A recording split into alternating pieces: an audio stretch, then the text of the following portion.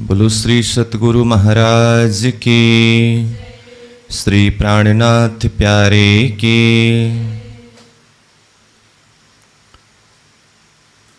असवारी सबे स्वभावत, मिसल अपनी जान। हर जाते फौज अपनी बांध के, चले सब समान। चले सब समान। ऐसे बड़े हाथी अरस के, और बड़े कई पशुअन। जेता पशु पंखी अरस का, तिन सबों असवारी मन। तिन सबों असवारी मन। ऐसे बड़े हाथी अरस के।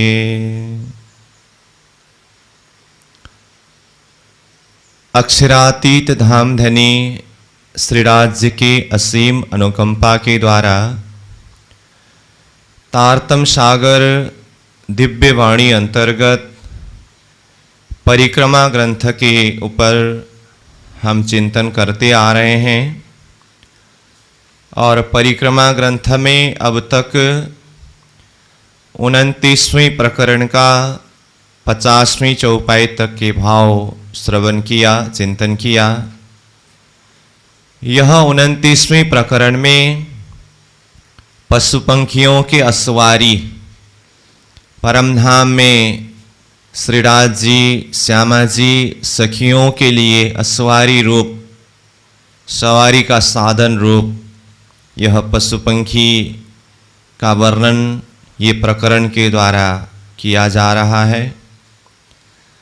तो 50 नंबर चौपाई तक हुआ, प्रसंग तो निरंतर आगे बढ़ रहा है।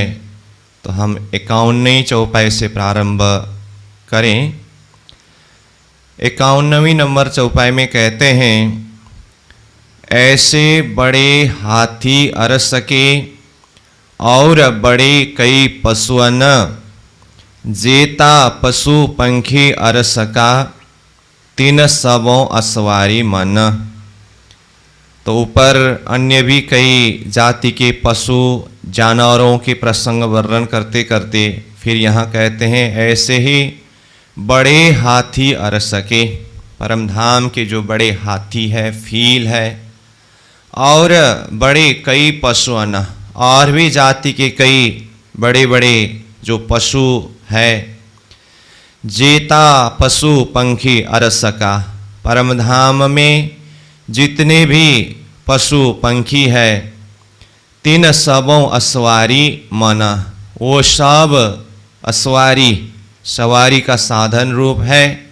और वो सब किस गति में चलते हैं? मन, यानी कि मन के गति में, इसीलिए सबको मनवेगी कहा। देखो दिल विचार के, ये पशुओं का चलन। उड़त है आसमान में, ये चारों तरफों शब धरन। परमधाम के इन अश्वारी रूप पशुओं की गति को देखिए, चलन को देखिए। कहते हैं, देखो दिल विचार के, दिल में विचार करके देखिए। हे ब्रह्म सृष्टि सखियाँ, क्या विचार करके देखना है? ये पशुओं का चलन, ये परमधाम की पशुओं का चाल है, गति है, रीति है। क्या करते हैं वह? उड़त है आसमान में, पशु भी पंख लगा करके आसमान में उड़ते हैं। ये चारों तरफों सब धरण, चारों तरफ उड़ते हैं। सब धरण मतलब सब धरती में, परमधाम के सब तरफ। ऐसे सबे लश्कर, सुमार नाही बल। चिन्हार इसक सबों को, बंदे कायम कदम तल। तो कहा, ऐसे सबे लश्कर, सबके अपनी अपनी लश्कर है, अपनी अपनी जमात है, अपनी अपनी फौज है। उड़ने वाले की भी आसमान में ऐसे ही शोभा दिखाई दे रहा है, और जो जमीन में चलने वाले हैं उसका भी लश्कर है, फौज है, जमात है। शुमार नाही बल, और उनके बल के विषय में कहें तो उसका कोई शुमार ही नहीं है, हिसाब ही नहीं है। चिन्हार इश्क सबों को, सबका चिन्हारी निशानी ही इश्क है। इससे पहले पशु पंखियों का इश्क स्नेह करके ये प्रकरण ही आया ना, तो सबके अंदर इश्क है और बल है, धनी के प्रति पहचान है, ये आया। तो वही बात यहाँ बता रहे हैं, बंदे कायम कदम तल, ये सब धनी की वंदना करते हैं कायम अखंड रूप से, नित्य निरंतर कदम तल, धनी के ही चरण तले रहते हैं। एक देखी जात फील न की, तीन फीलों जात अनेक, कई रंगों कई रूप है, सो कहाँ लो कहूँ विवेक। अब अनेकों जाति में से एक ही जाति फील यानी कि हाथी के जाति को देखिए, एक देखी जात फील न की, तीन फीलों जात अनेक। वो एक हाथी की जात में भी अनेकों प्रकार की समूह, अनेकों प्रकार की जात है, मतलब हाथी भी अलग अलग प्रकार के हैं। कई रंगों कई रूप है, उनमें कई रंग है, कई रूप है। सो कहाँ लो कहूँ विवेक, उसको मैं कहाँ तक विचार करके विवेक करके शब्द में जाहिर करके कहूँ। कई फौज कई जिनस रंग, हर फौजे कई सिरदार, तीन सिरदार तले कई फौजे, तीन एक फौज को नाही शुमार। कई फौज के जिनस रंग, अलग अलग फौज के, अलग अलग जमात के, अलग अलग समूह के, अलग अलग तरह की रंग है। पहले आया ना, निशानी के लिए सबका अलग अलग वो निशानी है, ध्वज लगाते हैं, और वो ध्वज में भी अलग अलग फौज के अलग अलग रंग है। ये पहले भी वर्णन हुआ, फिर यहाँ भी बता रहे हैं, हर फौजे कई सिरदार, हर फौज में फिर सिरदार, वो युद्धपति सेनापति वो भी कई है। तीन सिरदार तले कई फौजे, उस सिरदार के तले फिर कई फौजे कई समूह एकत्रित है। तीन एक फौज को नाही शुमार, एक फौज में कितने हैं उसका भी अगर शुमार हिसाब करना चाहे तो वो भी हिसाब में नहीं आता है। जब एक फौज का ही हिसाब नहीं हो सकता है तो ऐसे तो कई फौज हैं, वो सब का हिसाब कैसे कर सके, कैसे शब्द में वर्णन करें। अब फौज गिनो दिल अपने, पीछे गिनो सिरदार, सो सिरदार कई एक फौज में, तीन फौज करो निर्वार। कहते हैं अब फौज गिनो दिल अपने, शब्द के द्वारा तो ये बताना संभव नहीं है, इसलिए कहते हैं अपनी दिल से विचार करके यहाँ के ये पशु पंखी जानवर जो अश्वारी के साधन रूप है, इन सब के फौज जो है उसको दिल से विचार करके देखिए। और साथ में फिर कहते हैं पीछे गिनो सिरदार, फौज के विचार करने के बाद, दिल से गिनती करने के बाद फिर से उनके जो सिरदार है, सेनापति है, युद्धपति है, उसका भी गिनती करके गणना करके देखिए। सो सिरदार कई एक फौज में, एक फौज के अंदर भी कई सिरदार है, क्योंकि इतने ज़्यादा फौज है, समूह है, तो एक ही सिरदार हो, एक ही सेनापति हो, तो फिर सबको संभालना, सबको देखना थोड़ा संभव नहीं होता है ना। तो एक ही फौज के अंदर भी कई सिरदार करके कहा। तीन फौज करो निर्वार, फिर उस फौज का निर्वार करो, हिसाब करके देखो, कहाँ से, दिल से विचार करके। यों गिनती न होए एक जात की, जो कहे फील रंग अपार, रंग रंग जाते कई कही, सो क्यों न होए सुमार। अब वो सारा शब्द में गिनती में अगर कहना चाहे तो वो तो संभव ही नहीं है। क्यों? यों गिनती न होए एक जात की, संपूर्ण जाति की तो बात ही छोड़िए, एक जाति के समूह की संख्या को अगर गिनती करना चाहे तो भी संभव नहीं है, वो एक जाति का भी गिनती नहीं हो सकता है। जो कहे फील रंग अपार, और फील यानी कि हाथी अपार कई रंगों के कहे गए हैं, वो सबका हिसाब कहाँ से करें और कहाँ से बताएं। रंग रंग जाते कई कही, अलग अलग रंगों के अलग अलग जाति कई जाति बताए गए हैं, उसको कहाँ तक कहो। सो क्यों न होए सुमार, उसका किसी भी तरह से हिसाब में नहीं ला सकते हैं, हिसाब नहीं किया जा सकता है। गिनती न होए एक जात की, तो क्यों कहो इनको बल। एक चिड़िया उड़ावे कोट ब्रह्मांड, तो कौन बल फीलों मिसल। अब फिर से कहते हैं, गिनती न होए एक जात की, वो अनेक जातियों में से एक जाति का भी गिनती किया नहीं जा सकता है।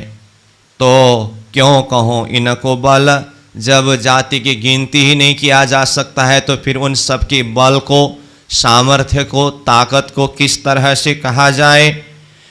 अब फिर बल के विषय में, सामर्थ्य के विषय में बात आई तो ऐसे बड़े बड़े फीलों के, बड़े बड़े जानवरों की तो बात क्या कहा जाए। एक छोटी सी चिड़िया जो है ना, वो भी जब उड़ते हैं तो उनके पैर के भाव से करोड़ों ब्रह्मांड को उड़ा देते हैं। जो पहले भी ये भाव चर्चा हुई, प्राणनाथ जी फिर से बता रहे हैं। एक चिड़िया उड़ावे कोट ब्रह्मांड, तो एक चिड़िया करोड़ों ब्रह्मांड उड़ाते, मतलब वो जब उड़ते हैं उसके पैर के भाव से, मतलब हवा से ऐसे करोड़ों ब्रह्मांड उड़ जाता है। तो कौन बल फीलों मिसल, फिर फील के बल यानी कि हाथी के बल को समझाने के लिए मैं मिसल मतलब क्या उदाहरण देकर के, क्या दृष्टांत देकर के समझाऊं। जब एक चिड़ी के पैर के द्वारा निकला हुआ वाव यानी कि हवा से ब्रह्मांड उड़ जाता है, तो परमधाम के ये बड़े फील के बल को समझाने के लिए कोई मिसल, कोई दृष्टांत, कोई उदाहरण नहीं है। इन सब फीलों को पाखरे और सीरिये जड़ाव रतन, सो जवेर है अरस के और अरसई का कुंदन। तो ये सब जितने भी फील है, हाथी है, इन सब फीलों को पाखरे, पाखरे मतलब वो जब जैसे अब पाखर कहने से तो यहाँ के भाषा से कहो तो युद्ध के लिए जब जाते हैं तो वो कवच लगाया जाता है, उसको पाखर कहते हैं। अब परमधाम में ये अस्वारी के साधन रूप है, तो फिर अब युद्ध तो एक आपस में हाथी और खरगोश के बीच में अथवा कई जानवर पशुओं के बीच में तो युद्ध तो होता ही है। तो उस हिसाब से भी देखें तो जो भी हो, पाखरे कहने से वो कवच जो लगाया जाता है उसको पाखरे कहते हैं।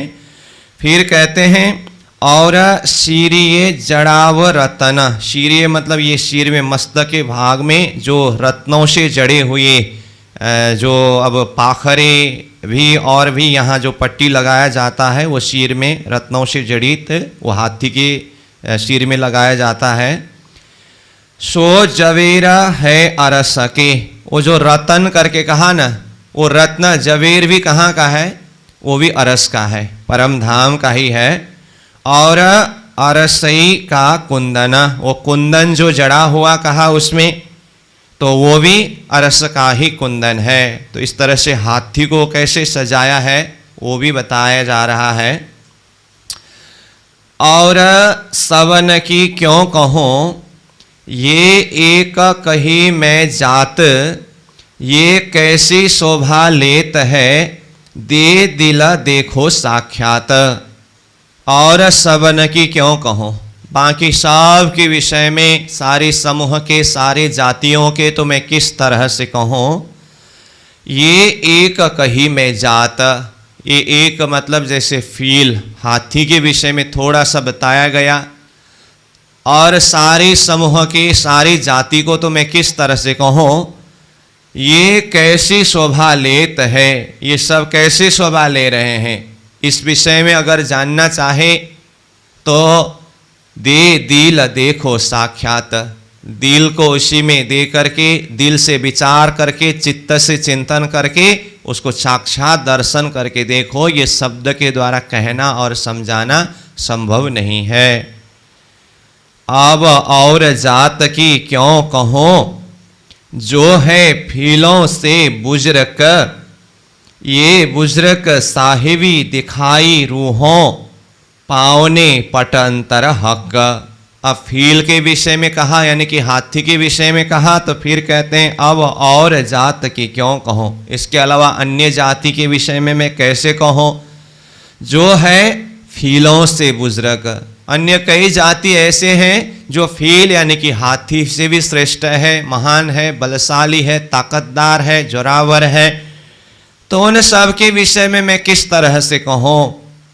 ये बुजुर्ग साहिबी दिखाई रूहों, ये बुजुर्ग, ये इनकी महिमा, इनकी श्रेष्ठता, इनकी जो वैभव है, साहिबी है, दिखाई रूहों, रूहों को दिखाया।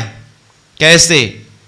यहाँ खेल बना करके ख्वाब दुनिया के बीच में भी इन पशु पंखियों के बल को, ताकत को, सामर्थ्य को दिखा करके फिर ये समझाने का प्रयास किया गया है कि जब ये ख्वाब दुनिया के बीच के पशु पंखी जानवर, इन सब के बल ताकत अपने अपने में इतना जोरावर है, इतना ताकतदार है, तो फिर इसके द्वारा परमधाम की आत्मा ये समझ जाए, ये सहूर करे कि परमधाम की जो पशु पंखी जानवर आदि में कितना बल है, कितना ताकत है। इसको समझाने के लिए धामधनी ने हम आत्माओं को ये खेल दिखाए। पावने पट अंतर हक, इसके पट अंतर मतलब अंतर भेद प्राप्त करने के लिए, मतलब समझने के लिए अथवा समझाने के लिए हक परमात्मा ने रूहों को ये खेल दिखाए। और यहाँ खेल के बीच में भी पशु पंखियों के साहिबी को दिखाए, और इसको समझ करके परमधाम की पशु पंखी जानवरों की साहिबी को समझना है। लेता शोभा अरस जिमिए, जब साहेब होता अस्वार, ये जिन देखा सो जानहि, औरों पहुँचे नहीं विचार। लेत शोभा अरस जिमिए, अब ये सारे पशु पंखी जानवर जिसके ऊपर प्रियतम धामधनी सवार होकर के जब सैर के लिए जाते हैं ना, उस समय की शोभा कैसे होती होगी, उसको विचार करके देखिए।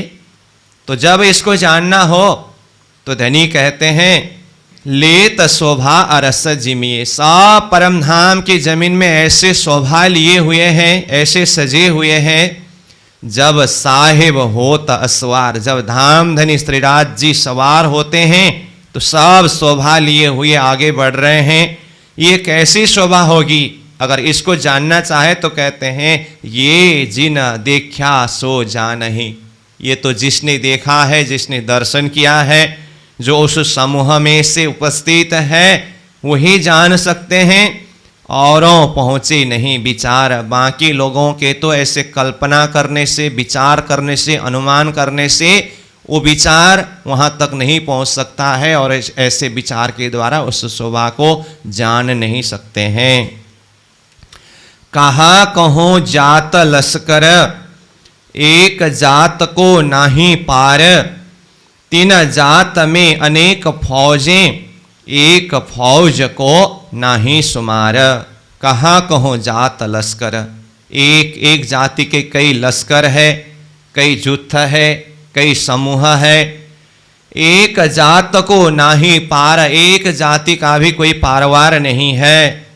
तीन जात में अनेक फौज, एक जाति में मतलब एक सेनापति के अधीन में कई फौज है, एक फौज को नाही शुमार, वो एक फौज का भी हिसाब नहीं हो सकता है। तो फिर सारे जाति के कैसे हिसाब करें, फिर संपूर्ण वहाँ की जितने भी पशु पंखी है वो सबको कैसे हिसाब करके बताएं। तीन हार फौजों कई साहेबियाँ, करे पातशाहियाँ अनेक, तीन पातशाहियों की क्यों कहो, लवाजमे विवेक। तीन हर फौजों कई साहेबियां। अब उन फौजों में भी हर एक फौज में कई साहेबियां हैं, मतलब प्रभुत्व वाले, शक्तिशाली सामर्थ्य वाले कई है। करे पातशाहियाँ अनेका, वो अनेकों प्रकार से अपने पातशाहियाँ, अपने जो प्रभुत्व है, अपने बल है, सामर्थ्य है, उसको प्रदर्शन करते हैं, दिखाते हैं। तीन पातशाहियों की क्यों कहूँ, वो फौजों के अंदर जो कई पातशाहियाँ हैं उसके विषय में मैं किस तरह से बताऊं। लवाजमे विवेका। लवाजमे, ये जो लवाजम शब्द पहले भी आया था तो सामग्रियां अर्थ में, यहाँ पर ये लवाजम मतलब सामग्रियां ही है, परंतु इनकी वेशभूषा, जो पातशाहियां है ना, उनकी वेशभूषा मतलब उनकी सजावट, उस विषय में मैं किस तरह से कहूँ कि किस तरह से सजे हुए हैं, इसको शब्द में कहना संभव नहीं है। जब चले सैर जिमी की, जो बन बिगर थोड़ी रेत, साफ जिमी अति दूर लो, तरफ पश्चिम की सुफेत। अब अश्वारी के लिए विशेष करके पश्चिम की चौगान में से ये लीला करते हैं, इसलिए कहते हैं जब चले सैर जिमिए की।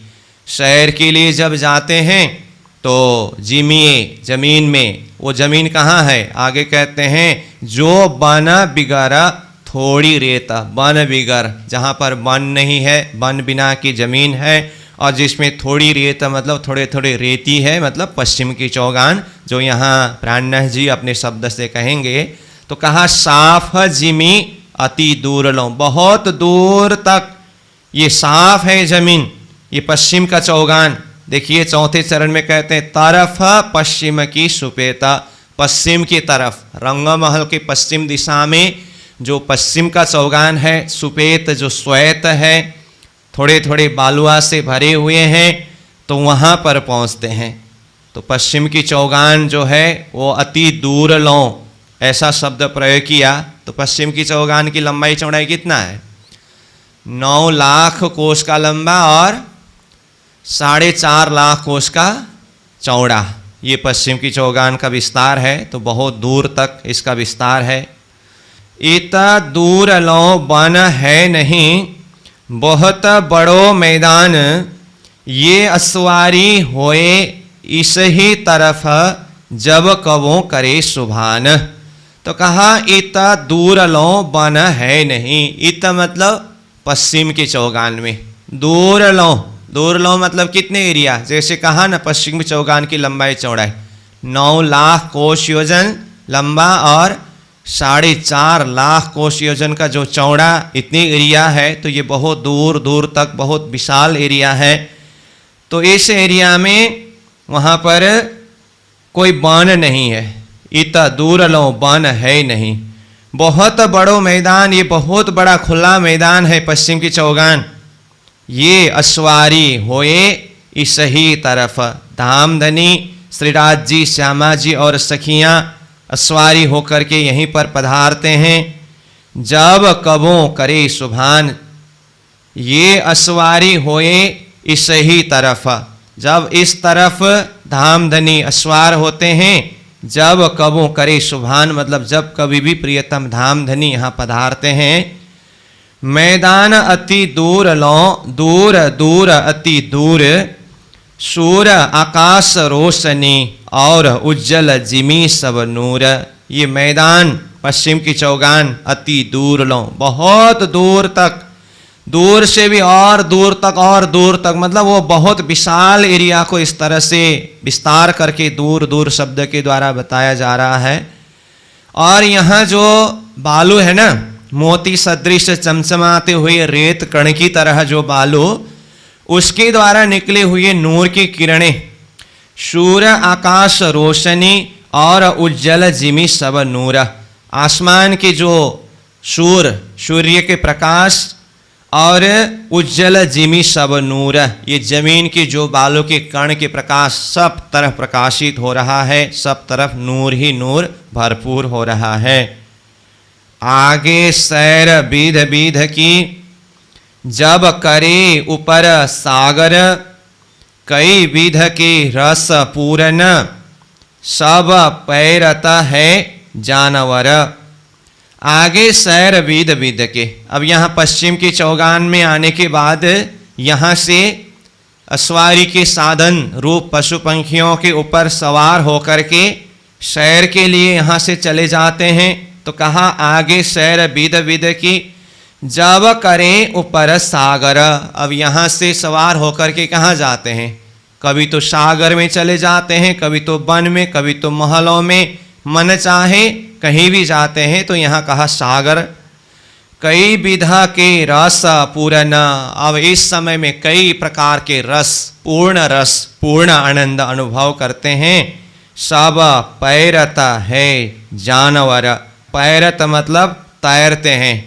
तो ऊपर सागर शब्द आया ना, तो जब सागर में चले जाते हैं ना, तो वहाँ पहुँचने के बाद सब जानवर जल के अंदर प्रवेश होकर के, सागर के अंदर प्रवेश होकर के पैरता तैरते हैं।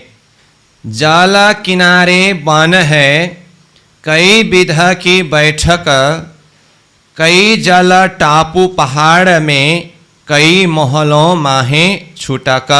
अब सागर के चारों तरफ किनार में देखिए, सागर कहने से कहाँ है सागर? ये तो कहने की ज़रूरत नहीं है ना। फिर भी अब इतनी बात हो गई तो फिर बड़ी रांग बोलने में क्या है? तो बड़ी रांग में जो 8 सागर है ना, तो विशेष करके अब यहाँ जल की बात आए तो फिर नीर सागर। तो वहाँ पर जब पहुँचते हैं तो जानवर वहाँ जल में तैरते हैं, ऐसा कहा। फिर कहते हैं जल किनारे वन है। जल के किनार में मतलब सागर के चारों तरफ वन की शोभायमान है, विस्तार है। कई विधा की बैठक, वहाँ पर बीच बीच में कई तरह की बैठक है। तो जल में क्रीड़ा किया, फिर मन चाहे तो जल के किनार में, सागर के किनार में चारों तरफ वन में जो बैठक है वहाँ पर आकर के आराम से शौक के साथ बैठ सकते हैं। फिर कहते हैं कई जल टापू पहाड़ में। अब सागर के मध्य में टापू महल है। एक ही सागर में 12,000 की 12,000 हारे 14 करोड़ 40 लाख टापू महल है ना। तो बड़ी रांग में सागर में टापू महलों का वर्णन इस तरह से आता है। तो कई जल टापू पहाड़ में, टापू महल के चारों तरफ, वो पहाड़ शब्द से टापू महल ही बहुत ऊंचे ऊंचे होने से 12,000 भौम ऊंचे हैं, वो भी बड़ी रांग के ही हिसाब से। तो एक एक टापू महल ही पहाड़ की तरह है, इसलिए वो पहाड़ों के तले अथवा चारों तरफ जो जल है। कई मोहलों माहे छुटक। अब माहे मतलब वो जल के अंदर कई मोहलों, कई टापू महल, छुटक मतलब छुटक छुटक अलग अलग प्रकार से विद्यमान है। तो कहने का अर्थ, टापू महल को पहले देखें तो उसके चारों तरफ जल है। जल के हिसाब से फिर देखा जाए तो फिर मध्य में कई टापू महल है, छुटक मतलब अलग अलग है। तो अलग अलग कितना कहा? 12,000 की 12,000 हारे टापू महल कहा ना। तो ये अलग अलग टापू महल, एक एक महल पहाड़ के जैसे हैं। तो ये शोभा को बता रहे हैं। चलत पैरत कूदत उड़ना या को काम, मन की अस्वारी सबको मन चाह्या करे विश्राम। ये अस्वारी के साधन रूप पशु पंखी जानवर आदि जो कोई भी है ना, तो वहाँ जाकर के कोई तो चलते हैं, कोई तो पैरत मतलब पौड़ते हैं अथवा जल में तैरते हैं। कूदत कोई तो कूदते हैं। उड़ान कोई उड़ान भरते हैं, आसमान में उड़ते हैं। या को काम मतलब इन सब के यही काम है, चलना, तैरना, कूदना, उड़ना, यही इनका काम है। और उड़ते समय हो, चलते समय, तैरते समय, कूदते समय, जो कुछ भी करते समय ये किस गति में उड़ते कूदते हैं? मन की अस्वारी सबको मन चाह्या करे विश्राम। मन की गति में वो उड़ते हैं, मन की गति में तैरते हैं, मन की गति में दौड़ते हैं। और फिर ये सब करने के बाद जब मन चाहे तो फिर वो विश्राम भी करते हैं। कहा मन चाह्या करे विश्राम, जैसा मन चाहे उसी हिसाब से वो फिर विश्राम भी करते हैं। सागर के चारों तरफ वन में बैठक की बात आई तो वहाँ पर भी बैठते हैं, विश्राम करते हैं। अन्य भी जगह में जहाँ कहीं भी सैर के लिए जाए, क्रीड़ा के स्थान और विश्राम का स्थान तो जहाँ कहीं भी शोभायमान है। जो दिल चाहे तख तरवा, हजार बारे ले बैठत, राज श्यामा जी बीच में आकाश में उड़त।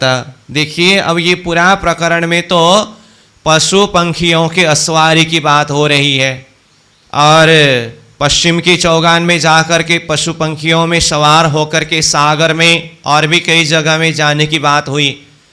तो फिर यहाँ बीच में प्राणनाथ जी कहते हैं सदा सर्वदा पशु पंखियों में ही सवार होकर के जाते, ऐसी भी बात नहीं है। ये तो पहले भी हम चर्चा कर रहे थे।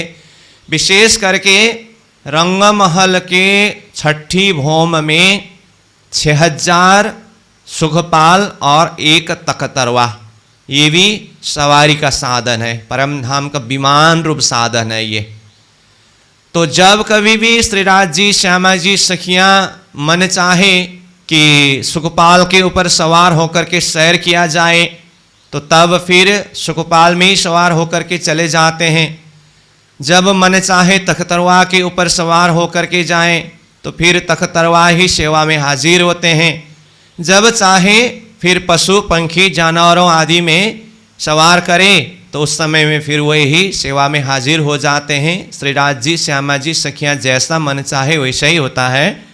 इसीलिए यहाँ 71वीं चौपाई में प्राणनाथ जी कह रहे हैं जो दिल चाहे तख्तरवा। जब कभी भी तख्तरवा जो परमधाम के बृहत विमान है ये, इसमें सवार होकर के सैर करने की दिल चाहता है, हजार बारे ले बैठत। धामधनी श्रीराज जी महाराज श्यामा जी महारानी 12,000 ब्रह्मप्रिया सखियों को साथ में लेकर के तख्तरवार में सवार होते हैं। राज श्यामा जी बीच में, प्रियतम धामधनी श्रीराज जी श्यामा जी बीच में विराजमान है और चारों तरफ 12,000 सखियां घेर करके बैठे हुए हैं। और ऐसे बैठक में अब फिर आकाश में उड़ता मन चाहे मन वेग गति में ये तख्तरवा आसमान में उड़ान भरते हैं और जहाँ चाहे वहाँ पर पधारते हैं। धनी कबो सैर इन खेल को, ऊपर चढ़ी आसमान, दिल चाहे सुख सवन को, देता रूहें प्यारी जान। अब कहाँ कहाँ चले जाते हैं। तो अगर कभी मन चाहे बहुत ऊपर ऊपर ऊपर आसमान तक चले जाएं तो उसी तरह से सैर के लिए जाते हैं। कहा कबो सैर इन खेल को, इन खेल परमधाम की खेल परमधाम की लीला में जब सैर के लिए जाते हैं, ऊपर चढ़े आसमान, इतने ऊपर चढ़ते हैं मानो कि आसमान में ही पहुंच गए हो। दिल चाहे सुख सबन को, सबका जैसे जैसे दिल चाहे सबको उसी तरह से सुख दे करके आनंद दे करके धामधनी सबको आनंदित करते हैं। देता रूहें प्यारी जान, धामधनी अपने रूहों को अपनी आत्माओं को प्यारी प्रिय समझ करके धामधनी आत्माएं जैसे सुख चाहे वैसा ही सुख प्रदान करते हैं। देखिए तो परम धाम में सखियाँ यही विचार करते हैं कि हम जिस तरह से भी हो धनी को आनंद प्रदान करें, धनी को सुखी बनाए। और श्रीराज जी महाराज भी जब कभी भी यही विचार करते हैं और ऐसे ही प्रेम को जाहिर करते रहते हैं, सींचते रहते हैं, जिस तरह से मेरी आत्माएं खुश हो, आनंदित हो, प्रसन्न हो। तो यही तो एक आपस में अद्वैत भाव है, प्रेम भाव है। जहाँ पर प्रेम होता है वहाँ पर सिर्फ समर्पण ही समर्पण होता है। अपनी खुशी के लिए, अपनी चाह के लिए जहाँ पर भावना रखते हैं ये तो स्वार्थ है। तो प्रेम जहाँ पर है वहाँ निस्वार्थ होता है, वहाँ पर सिर्फ समर्पण ही समर्पण होता है। जिसको प्रेम किया जाता है उसकी सुखी, उसकी खुशी, उसमें ही खुद को सुखी महसूस करना, उसमें ही अपने आप को खुशी पाना, आनंदित होना, ये प्रेम का लक्षण है। इसीलिए धामधनी श्रीराज जी महाराज अपनी आत्माओं को जैसे वो दिल चाहे उसी हिसाब से सुख आनंद को प्रदान करते हैं। तो कहा दिल चाहे सुख सवन को देता रूहें प्यारी जान। रूहों को अपनी प्रिय समझ करके धामधनी सबको सुख प्रदान करते हैं। मन ऊपर चलत है या जिमी जल वन, या चढ़े आसमान में ठौर फिरवले सवन। जहाँ मन चाहे, सैर के लिए कहाँ कहाँ जाते हैं, तो कहा मन ऊपर चलत है, मन जहाँ जाने को करे वहीं पर चलते हैं। या जिमी जल वन, या तो जमीन में जाने का मन हो तो वहीं जमीन में ही चले जाते हैं। कभी जल में जा कर के क्रीड़ा करने की मन हो तो फिर जल में ही चले जाते हैं। फिर वन में जा कर के सैर करने की, क्रीड़ा करने की मन हो तो फिर वन में ही चले जाते हैं, जैसा मन चाहे। या चढ़े आसमान में, कभी आसमान में ऊपर ऊपर चढ़ने की मन हो तो फिर इसी तरह से आसमान में चढ़ते हैं। ठौर फिरवले सवन, सब तरफ फिरते हैं, घूमते हैं, सैर करते हैं और सब आनंदित होते हैं। पार नहीं आसमान को, जहाँ लो जाने तहाँ लो जाए, खेल कर पीछे फिरे देखे पर्वत आए। देखिए, अब आसमान तक जाने की बात हुई तो फिर ये मत समझना कि जाते जाते ऊपर आसमान तक पहुंच ही गया होगा। आसमान तक पहुंचने की भावना से गए, परंतु आसमान का कोई पारवार ही नहीं है, कैसे पहुंचे वहां तक। आसमान कितना विशाल है, कितना व्यापक है। तो कहा पार नहीं आसमान को, आसमान का ही कोई पारवार नहीं है। जितने भी ऊपर जाए और ऊपर और विशाल और विस्तार, ऐसा होता है। जहाँ लो जाने तहाँ लो जाए, जहाँ तक मन चाहे वहाँ तक जा सकते हैं। खेल कर पीछे फिरे, अब जहाँ भी पहुँचे वहाँ खेल करके, लीला करके, क्रीड़ा करके फिर वापस आते हैं। देखे पर्वत आए, फिर आकर के पर्वत के ऊपर आकर के, चाहे तो माणिक पहाड़ में, चाहे तो पुखराज पहाड़ में, अन्य भी कई जगह में आकर के फिर वहाँ का भी आनंद लेते हैं। दिल चाह्या रोहन को हक दे हमेशा सुख, पहाड़ बन महल आकाश जिमी, जीत रूहों का होवे रूख। दिल चाह्या रोहन को, परमधाम की आत्माएं जहाँ जैसा दिल चाहे, हक देत हमेशा सुख, हमेशा निरंतर अखंड रूप से वही स्थान में ले जा करके वैसे ही सुख प्रदान करते हैं जैसे आत्माएं दिल चाहती है।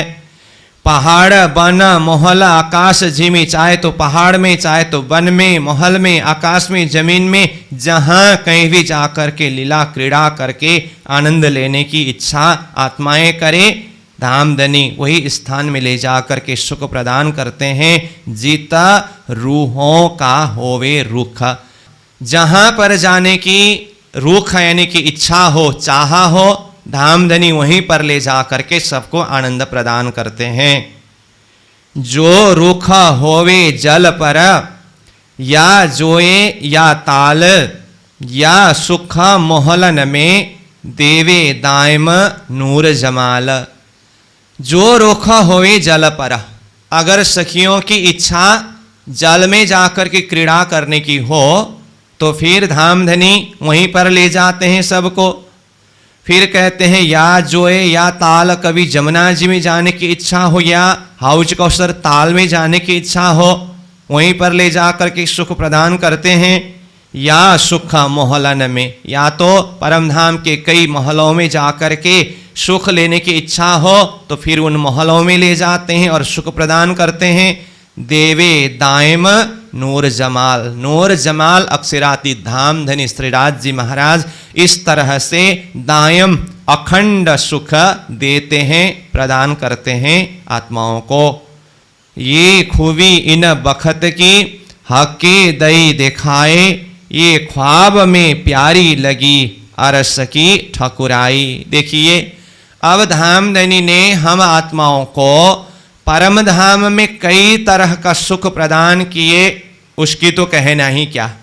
धनी ने ही अपनी मायावी शक्ति के द्वारा ये जगत, यह खेल दिखाया है।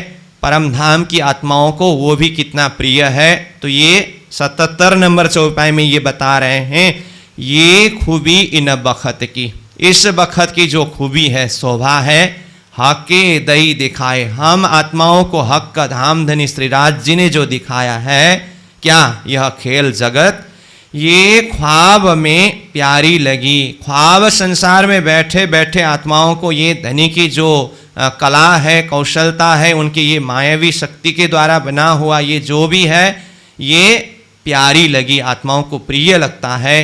अरस की ठकुराई, अरस मतलब परम धाम के, श्रीधाम धनी के, ठकुराई मतलब उनके मायावी शक्ति के द्वारा जो बना हुआ ये जगत है। तो परम धाम में बिठा करके ही हमको जो खेल दिखाया, ये बहुत ही प्रिय है। मैं तुम्हें कहूँ मोमिनो, देखो दिल लगाए, ऐसी साहेबी खसम की, जो रूह देख सुख पाए। कहते हैं मैं तुम्हें कहूँ मोमिनो, हे मोमिन ब्रह्म सृष्टि सखियाँ, मैं जो कहने जा रहा हूँ जो बात, देखो दिल लगाए, दिल लगा करके चित्त से धारण करो इसको और दिल से विचार करके देखो। ऐसी साहेबी खसम की, खसम प्रियतम धाम धनी की ऐसी साहेबी है, उनके ऐसे सामर्थ्य है, जो रूह देख सुख पाए। जिसको देखने से, जिसको मतलब किसको, धाम धनी की साहेबी को देख करके जो परम धाम की आत्मा है वो सुख को प्राप्त करती है, सुख का अनुभव करती है। परम धाम के अंदर भी कई तरह की लीला के माध्यम से हमको सुख प्रदान किए, और ये खेल दिखा करके भी धनी हमें सुख ही प्रदान कर रहे हैं। क्योंकि ये खेल दिखाने का लक्ष्य क्या है, राज्य की पातशाही को समझना है और परम धाम के अद्वैत प्रेम को समझना है। इसलिए खेल के माध्यम से ही सुख का ही अनुभव कर रहे हैं। इस वास्ते निमुना ये जो करी कुदरत, साहेबी अपनी जान के, करी बख्शीश ऊपर उम्मत। ये नमूना रूप संसार है ना, क्यों बनाया धनी ने, इस वास्ते निमुना, इसलिए ये नमूना रूप ख्वाब जिमी ये संसार बनाया। क्यों, यहाँ के खेल के साहेबी को दिखा करके परम धाम की साहेबी को समझाने के लिए नमूना रूप यह ख्वाब जिमी बना करके दिखाया है। ये जो करी कुदरत, परमात्मा ने अपनी मायावी शक्ति सामर्थ्य के द्वारा ये जगत नमूना रूप खेल बना करके दिखाए। साहेबी अपनी जान के, अब ये खेल के जो साहेबी को देखने के बाद शहोर करके अपनी साहेबी को जानेंगे। आत्मा स्वयं अपनी साहेबी को जानेंगे, फिर धनी की साहेबी को जानेंगे। इसके लिए धाम धनी ने करी बख्शीश ऊपर उम्मत, उम्मत ब्रह्म सृष्टि की जमात के ऊपर ऐसी बख्शीश किया है। खेल दिखाना ही धनी की ये बख्शीश हुआ, जिसके माध्यम से साहेबी समझ में आता है। तो इसलिए ये खेल जो दिखाया ना, ये भी धनी की बख्शीश है, ये भी धनी की कृपा ही है। तो क्या निमुना झूठ का, पर लेसी रूहों लज्जत, ख्वाब बड़ाई देख के विचारसी निश्वत। देखिए तो ये ख्वाब दुनिया संसार दिखाने का कारण क्या है, क्या जरूरत थी, तो इसको देखने के बाद ही विचार करके परम धाम को समझने में अच्छी तरह से समझ सकते हैं ना। उसी के लिए धनी ने ये ख्वाब दुनिया दिखाया। तो कहा तो क्या निमुना झूठ का। वैसे तो परम धाम को समझने के लिए संसार में झूठा वस्तु में कोई भी नमूना तो है ही नहीं, पर लेसी रूहों लज्जत, फिर भी इसको देख करके परम धाम की आत्माएं परम धाम की असली महत्व को समझ करके उसका लज्जत लेंगे। ख्वाब बड़ाई देख के, ये ख्वाब संसार की भी बड़ाई मतलब उनकी शक्ति सामर्थ्य को देख करके विचारसी निस्वत, निस्वत मतलब जो संबंधी आत्मा है वो अपने निस्वत को विचार करेंगे, परम धाम का चिंतन करेंगे, और ये खेल को देख करके ही फिर परम धाम की साहेबी और वहाँ की वैभव को समझेंगे। तो उसके लिए धनी ने यह खेल दिखाया। ये साहेबियाँ दिखाइयाँ ख्वाब में उम्मत, और दिखाई साहेबी अपनी सुख देने को इत्ता। ये साहेबियाँ दिखाइयाँ, ये साहेबियाँ जो दिखा रहे हैं ख्वाब में, ख्वाब झूठा संसार के बीच में ही उम्मत ब्रह्म सृष्टि सखियों को, और दिखाई साहेबी अपनी। पहले तो यहाँ ख्वाब दुनिया के ही साहेबी को दिखाए, फिर उसके बाद सहूर के द्वारा अपनी आत्माओं की अपनी अपनी साहेबी को दिखाए, फिर धामधनी को साहेबी को समझाए, और दिखाई साहेबी अपनी सुख देने को इत्ता। ये सब क्यों किया धनी ने? इत्ता यहाँ खेल में बिठाए बिठाए परम धाम का सुख प्रदान करने के लिए धामधनी ने इस तरह से सब साहेबी को दिखाए हैं।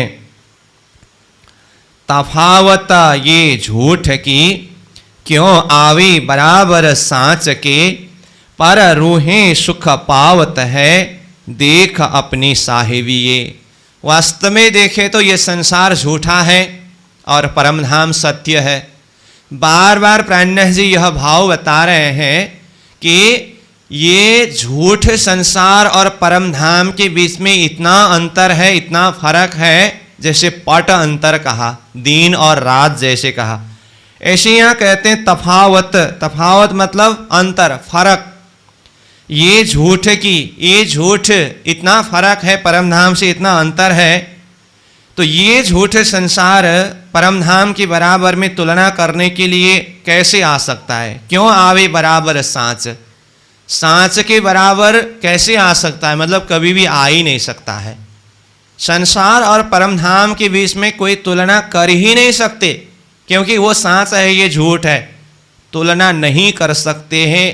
तो भी ये खेल को देखने से, ये झूठा को देखने से परमधाम की साहेबी अच्छी तरह से समझ में आता है, इसलिए ये खेल का महत्व है।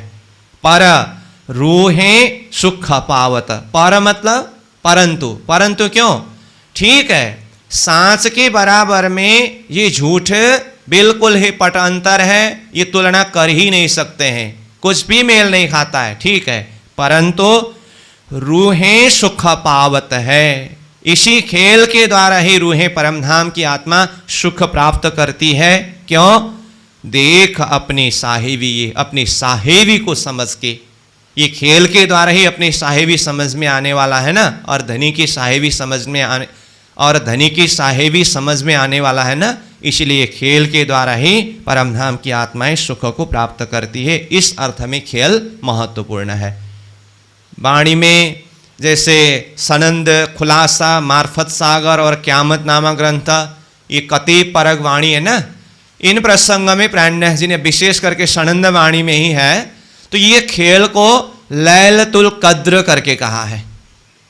लैलतुल कद्र का मतलब क्या है? महिमावान रात्रि।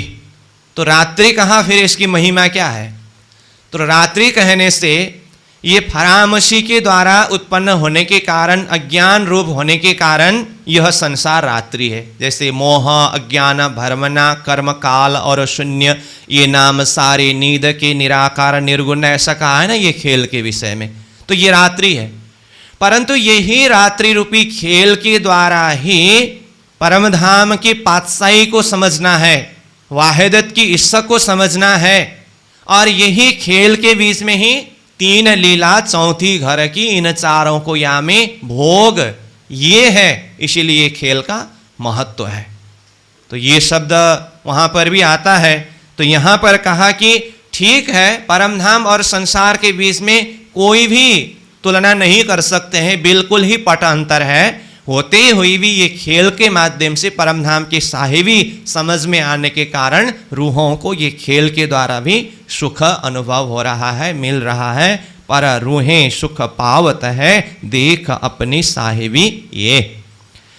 कहा कहो ठकुराई की और क्यों कहो बुद्ध बल, क्यों कहो इश्क पहचान की और क्यों कहो सुख नहीं चल। देखिए तो साहेब की ठकुराई के द्वारा ही ये खेल बनाया है ना, इसीलिए साहेब परमात्मा की वो ठकुराई, ठकुराई मतलब उनकी प्रभुत्ता, उनकी सामर्थ्य, उनकी कला, उनकी हिकमत, मायावी बल करके कहते हैं हम सीधा शब्द में।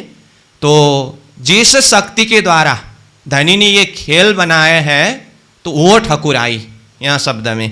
तो कहाँ कहो ठकुराई की, धनी की वो सामर्थ्य को, वो ठकुराई को, वो शक्ति को मैं किस तरह से कहूँ और क्यों कहूँ। बुद्ध बल धामधनी की जिस बुद्धि के द्वारा, जिस बल के द्वारा ये खेल बनाया है, मैं उस बुद्धि उस बल को किस तरह से कहूँ, क्यों कहूँ ईश्वर का पहचान की। और ये खेल के द्वारा ही जो ईश्वर का पहचान हुआ, तो ईश्वर और वो पहचान के विषय में मैं किस तरह से कहूँ और क्यों कहूँ सुख निश्चल। ये खेल के माध्यम से ही अखंड निश्चल सुख को प्राप्त किया ना आत्माओं ने, तो वो अखंड सुख को मैं किस तरह से कहूँ। देखिए तो ये की चौपाई के अंदर सारा धनी ने खेल बनाने से लेकर के खेल में आकर के धनी ने हम आत्माओं को जो बुद्धि दिया, बल दिया, वो सब, और जिसके द्वारा इसका प्रकट हुआ और धनी की पहचान हुआ, और जिसके द्वारा खेल के बीच में अखंड सुख को अनुभव कर रहे हैं, ये सब को मैं किस तरह से कहूँ।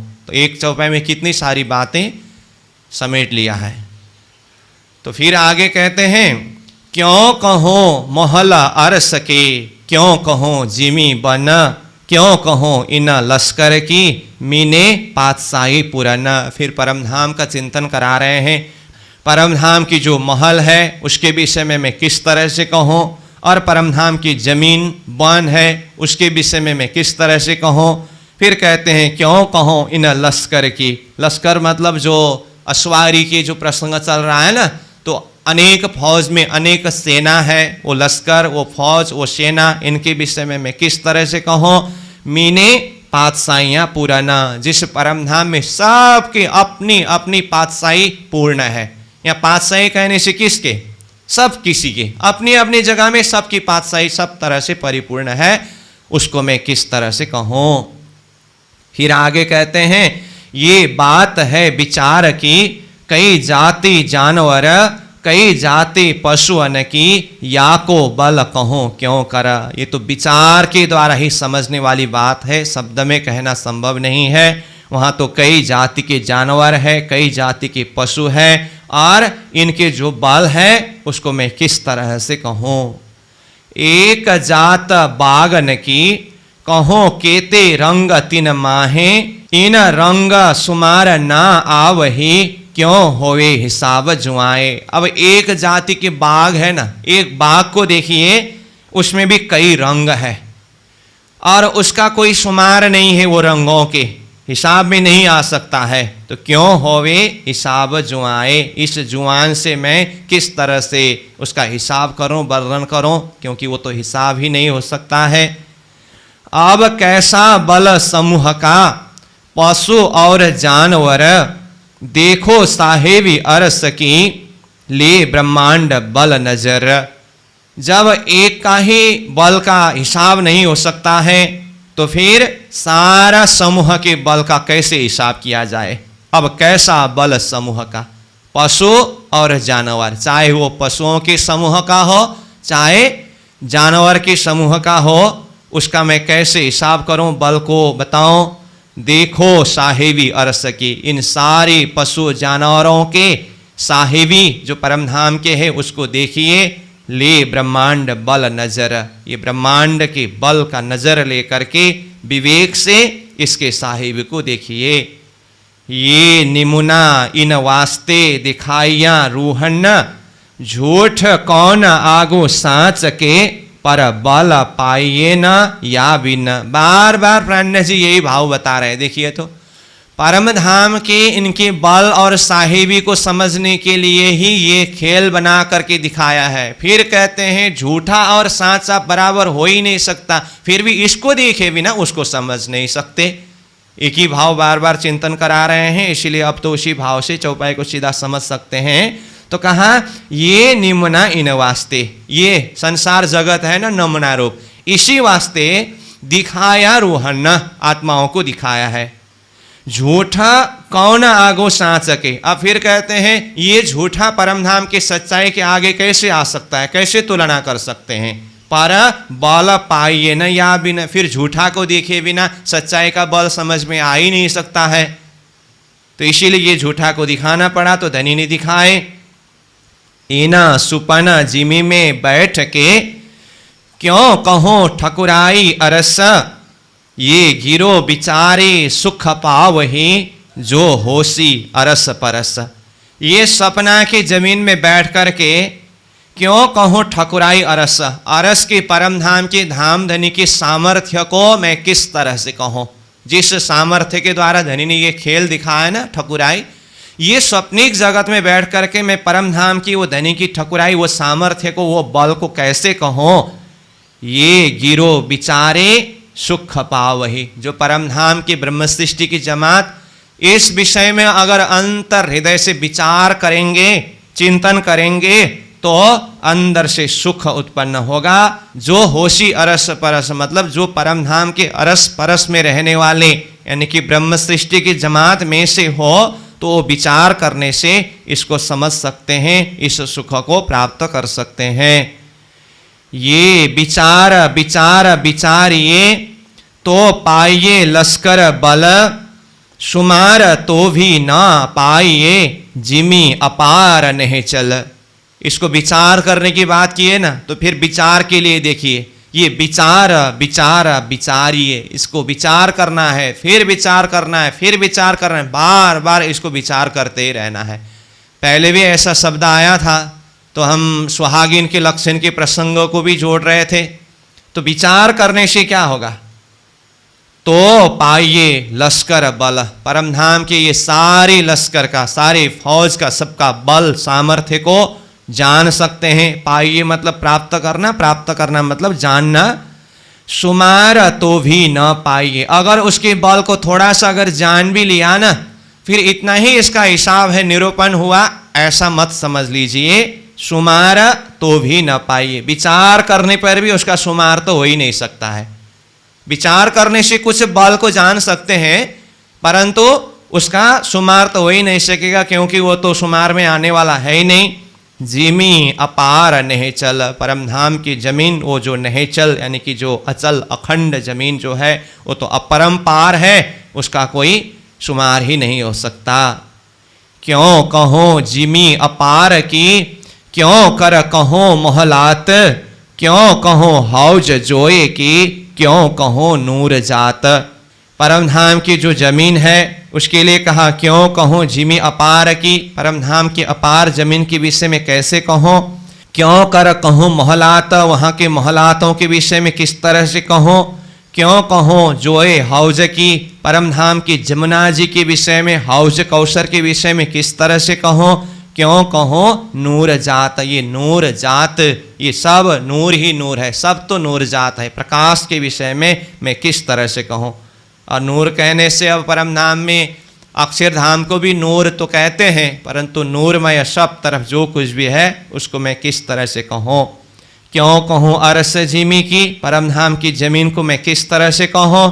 क्यों कहूँ हक का सूरत, प्रियतम धाम धनी श्री राज्य के स्वरूप के विषय में तो और मैं किस तरह से कहूँ।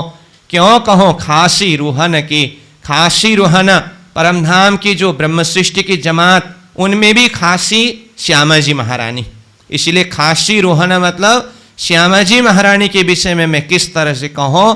क्यों कहूँ रूहे उम्मत, रूहे उम्मत मतलब ब्रह्म सृष्टि की जमात 12,000 सखियों के विषय में मैं किस तरह से कहूँ। क्यों कहूँ इन सुख की, परम धाम की सुख के विषय में मैं किस तरह से कहूँ। क्यों कहूँ इन विलास, परम धाम में जो विलास करते हैं धामधनी सखियाँ, तो इसको मैं किस तरह से कहूँ। क्यों कहूँ इसका आराम की, परम धाम के इसका, और वहाँ किस तरह से आराम करते हैं, वहाँ का आराम सुख। क्यों कहूँ रमुजे हास, रमुजे मतलब रहस्यमय जो हासी आनंद विलास, इस विषय में मैं किस तरह से कहूँ। इना अरस का खावंदा सो धनी अपना हक, ये देखो साहिबी अरस की ये मोमिन बुजुर्ग। इन अरस का खावंद, ये परम धाम के खावंद मतलब मालिक स्वामी, सो धनी अपना हक, वही हमारे धनी है और वही हमारे प्रियतम स्वामी है। ये देखो साहेबी अरस की, साहेब की साहेबी, धनी की साहेबी परम धाम के, इसको देखिए। ये मोमिनो बुजुर्ग का, ये मोमिन की श्रेष्ठता, मोमिन की महिमा को विचार करके देखिए। इसको मैं शब्द में किस तरह से कहूँ। देखो साहेबी अपनी मेरा खसम नूर जमाल, जब देखत हो दिल ल्याए के मेरी रूह हो त खुशाल। देखिए, धनी की साहेबी तो है ही, अपनी साहेबी के ऊपर भी चिंतन करने के लिए कह रहे हैं। देखो साहेबी अपनी, हे आत्माओं अपने साहेबी को देखिए। मेरा खसम नूर जमाल, आत्मा भाव से कहते कि मेरा खसम जब नूर जमाल है, मेरे प्रियतम धाम धनी श्रीराज जी महाराज है, श्रीराज जी के मैं अंगना हूं, तो मेरी साहेबी कैसी है। तो अपने आप को गर्व करना चाहिए कि मैं धनी के अंगना हूं। धनी की साहेबी जैसा है, मैं धनी के अंगना होने के कारण मेरी साहेबी में भी कोई कमी नहीं है। ये आत्मा की साहेबी है। जब देखत हो दिल ल्याए के, जब इस बात को दिल में ला करके अंतर हृदय से विचार करते हैं, चिंतन करते हैं ना, मेरी रूह हो तो खुशहाल, मेरी अंतर आत्मा ही प्रसन्न होते हैं, खुश होते हैं, आनंदित होते हैं। किस बात में? मेरे धनी मेरे साहेब है और उनके मैं अंगना हूं, तो मेरी साहेबी कैसी है। इस बात को जब अंतर हृदय से विचार करते हैं तो मेरी रूह हो तो खुशहाल, मेरी अंतर आत्मा प्रसन्न होती है। क्यों न होए खुशहालियां देख अपनी ठकुराई, और ना ही कोई काहो ये मैं देखा चित्त लाए। अब आत्मा क्यों खुशहाल नहीं होती है? देख अपनी ठकुराई, अपने जो स्वामी परमात्मा धाम धनी के सामर्थ्य को देख करके विचार करके वो क्यों खुशी नहीं होती है। और ना ही कोई काहो, ये आत्मा को इल्म के द्वारा, ज्ञान के द्वारा, अपने समझ के द्वारा ये दृढ़ निश्चय हो चुका है कि मेरे साहेब के जैसे, मेरे धनी के जैसे और ना ही कोई कहूँ, दूसरा कहीं कोई है ही नहीं, ये मैं देखा चित्त लाए। इसको मैं ऐसे ही कल्पना करके अनुमान से नहीं बोल रहा हूँ, चित्त से विचार करके मैं ये समझ गया हूँ कि मेरे साहेब की तरह दूसरा कहीं कोई है ही नहीं। तो फिर ये आत्मा क्यों खुशहाल नहीं होती है? मेरे खसम का नूर है, नूर अंग नूर जलाल, सो आवत दायम दीदार को मेरा खसम नूर जमाल। मेरे खसम का नूर है, मेरे धाम धनी खसम प्रियतम परमात्मा का नूर यानी कि प्रकाश, वो वैभव परम धाम में सर्वत्र व्याप्त है। नूर अंग नूर जलाल, धाम धनी श्रीराज जी मेरे खसम के नूर का अंग ही यानी कि अंग स्वरूप ही नूर जलाल यानी कि अक्षर ब्रह्म है। नूर जलाल का अर्थ अक्षर ब्रह्म, तो अक्षर ब्रह्म भी मेरे धनी के नूर का ही अंग यानी कि सत का अंश है। सो आवत दायम दीदार को, सो वह नूर जलाल अक्षर ब्रह्म मेरे धनी श्रीराज जी महाराज के दर्शन के लिए दायम यानी कि नित्य प्रति आते हैं। मेरा खसम नूर जमाल, ऐसे मेरे खसम मेरे प्रियतम धाम धनी नूर जमाल अक्षरातीत धाम धनी है। सांची साहेबी खसम की जो कायम सुख कामिल, ऐसा आराम अपने हक सो इत नाही चल विचल। अब परम धाम और मेरे धाम धनी की जो अखंड सुख उसको बता रहे हैं। सांची साहेबी खसम की, खसम की जो साहेबी है ना वो सांची है। सांची मतलब सत्य, सत्य मतलब क्या है? जो कभी भी बदलते नहीं है, वो सदा सर्वदा नित्य निरंतर कायम रहता है। ऐसे सांची साहेबी खसम की जो कायम सुख कामिल, जो कायम अखंड सुख के कामिल मतलब योग्य है, अखंड सुखदायी है। ऐसा आराम अपने हक सो, अपने प्रियतम धाम धनी श्रीराज जी महाराज के साथ में हम सदा सर्वदा ऐसे नित्य आराम लेते हैं। इतना ही चल विचल परम धाम के ये अखंड आराम में, अखंड सुख में कभी भी चल विचल मतलब हलचल, उतार चढ़ाव होता ही नहीं। बड़ी बड़ाई, बड़ी साहेबी, बुजुर्ग सदा वेशक, और सब या के खेलों ने सब पर एक ही हक। बड़ी बड़ाई, धाम धनी की जो बड़ाई यानी कि महिमा है, श्रेष्ठता है, वो भी बड़ी बहुत ही ज़्यादा है। बड़ी साहेबी, धनी की साहेबी भी बहुत ही ज़्यादा है, अधिक है। बुजुर्ग सदा वेशक, धाम धनी की जो श्रेष्ठता है वो भी सदा सर्वदा अधिक है, वो बेशक रूप में है। और सब या के खिलौने, बाकी परम धाम में जो कुछ भी है ना, या के यानी कि मेरे साहेब धाम धनी के ही खिलौने हैं, मनोरंजन की सामग्री रूप है। सब पर एक ही हक, सब में हक का एक कृपा दृष्टि बरसते हैं, और सब के अंदर धनी की ही चेतना एक रूप में, समान रूप में व्याप्त है। महमत साहेबी हक की, मैं खसम अंग का नूर, अंग रूहे मेरा नूर है, सब मिला एक जहूर। देखिए कितनी सार भाव ये चौपाई में बताया है। महमत साहेबी हक की, महमती कहते हैं ये साहेबी हक की, परमात्मा धाम धनी श्रीराज जी की जो साहेबी है, ये हक की साहेबी। मैं खसम अंग का नूर, मैं खसम प्रियतम धाम धनी श्रीराज जी के अंग का नूर है। धाम धनी के अंग का नूर मतलब धनी के अंग स्वरूप हो। ये श्यामा जी महारानी ये शब्द प्रयोग कर सकती है। तो धाम धनी श्रीराज जी की साहेबी और मैं खसम अंग का नूर, तो यहाँ मैं कौन? श्यामा जी जुआन। अब वाणी तो इंद्रावती की है, तो इस हिसाब से देखें तो इंद्रावती आत्मा भी वैसे कह सकती है। राज्य महाराज के ही अंग का नूर इंद्रावती है, परंतु समग्र रूप में देखें तो राज्य के आनंद श्यामा जी के अंगना स्वरूप 12,000 ब्रह्म प्रियाएं, इस अर्थ में देखें तो यहाँ पर मैं शब्द से श्यामा जी अर्थ में लेना होगा, लेकिन भावार्थ में लेने के लिए इंद्रावती अर्थ मैं अर्थ में ले तो भी ऐसा कोई आपत्ति नहीं है।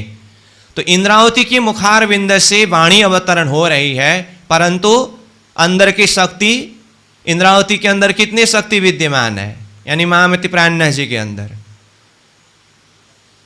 कितनी शक्ति विद्यमान है?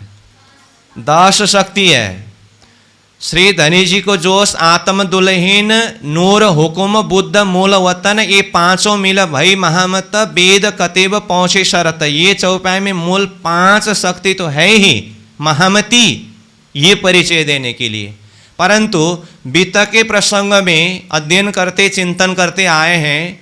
सतगुरु श्री देवचंद्र जी महाराज के अंदर कितने दैवत है? 5 दैवत है। और श्री महराज ठाकुर के रूप में प्रकट हुए, जिनके अंदर अक्षरातीत की आवेश शक्ति जो महामती प्राणनाथ जी स्वरूप में स्थापित हुए, तो कहो तो इंद्रावती के अंदर कहो तो उनके अंदर कितने दैवत है? 5 दैवत है। सतगुरु देवचंद्र जी महाराज के अंदर तारतम के हिसाब से श्यामा जी की शक्ति, 12,000 ब्रह्मात्माओं में सुंदरबाई सखी, और शास्त्र के हिसाब से जागृत बुद्धि का शक्ति, कुरान के हिसाब से रुअल्लाह शक्ति, और ये चारों शक्ति के लिए धरती का उत्तम जीव। और महराज ठाकुर के अंदर तारतम के हिसाब से अक्षरातीत के आवेश, फिर 12,000 आत्माओं में से इंद्रावती, शास्त्र के हिसाब से कल की अवतार, कुरान के हिसाब से इमाम मेदी, चारों शक्ति के लिए पात्र रूप में उत्तम जीव। तो जब विक्रम संवत 1712 में सदगुरु महाराज का धाम गमन हुआ, तो कौन सी धाम के अंदर चले गए? प्रविश्य प्राप्तम प्रिय, प्रिय शिष्य महराज ठाकुर इंद्रावती, जो महामती प्राणनाथ जी स्वरूप में जाहिर हुए। तो ये अर्थ में अगर देखें तो कितनी शक्ति है? यहाँ 10 शक्ति है। तो 10 शक्ति है तो श्यामा जी शक्ति है कि नहीं? तो इंद्रावती के अंदर से ही श्यामा जी जुआन से शब्द निकलती है। ये भाव से देखें। और दूसरे भाव से देखें तो तो ये पूरा 18,758 चौपाई वाणी है ना, ये किसकी जुबान है, किसकी रचना है? श्यामा जी की रचना है। बीतक में पढ़े हैं, अष्टप्रहर लीला के प्रसंग में आता है, ये वाणी श्यामा जी की रचना है। अब वाणी प्राणनाथ जी की वाणी अक्षरातीत के आवश्य अवतरित वाणी ऐसा कहते हैं। वाणी में महराज छाप है, इंद्रावती छाप है, महामती छाप है मुख्य, और कहीं अब ललिता, जशिया, छत्रसाल जी महाराज के नाम पर कुछ कुछ प्रकरण ग्रंथ, वो अलग बात है। तो श्यामा जी छाप तो शायद वाणी में कहीं नहीं आता है ना, लेकिन ये पूरा वाणी श्यामा जी की रचना है, पिता कहती है। तो उस हिसाब से भी देखिए, तो मैं मतलब श्यामा जी खसम अंग का नूर, मैं खसम प्रियतम धाम धनी श्रीराज जी के अंग का नूर हूं। तो मतलब आनंद स्वरूप श्यामा जी। अंग रूहे मेरा नूर है। मेरा कहने वाले कौन? श्यामा जी महारानी कह रही है, अंग मेरा नूर रूहे हैं, मेरा अंग का नूर स्वरूप ही रूहें 12,000 सखियां हैं। ठीक है, तो धामधनी का आनंद अंग स्वरूप नूर श्यामा जी, और श्यामा जी के आनंद अंग नूर स्वरूप रूहें 12,000 सखियां। तो अंतिम में कहते हैं, सब मिला एक जहुर। फिर ये सब मिला करके एक ही जहुर है, एक ही नूर है, एक ही प्रकाश है। यहाँ साहेब अंग का नूर मैं, और मेरा अंग नूर रूहें कहते समय फिर यहाँ अलग अलग भेद दृष्टि से मत देखना, ये अलग नहीं है, सब मिला करके ये एक ही नूर का स्वरूप है। इसीलिए तो स्वलीला द्वैत कहते हैं ना। स्वलीला द्वैत मतलब क्या है? लीला शब्द जहां पर प्रयोग होता है वहां पर अनेक होता है स्वरूप में, और अनेक कहेंगे तो फिर द्वैत अर्थ में लोग समझते हैं, लेकिन वह द्वैत नहीं है, वह अद्वैत है। इसीलिए लीला के लिए अनेक, और वास्तव में वो सब आत्मामय भाव से, चेतन रूप भाव से एक, इस अर्थ में स्वलीला द्वैत। तारतम दर्शन का सिद्धांत क्या है? स्वलीला द्वैत।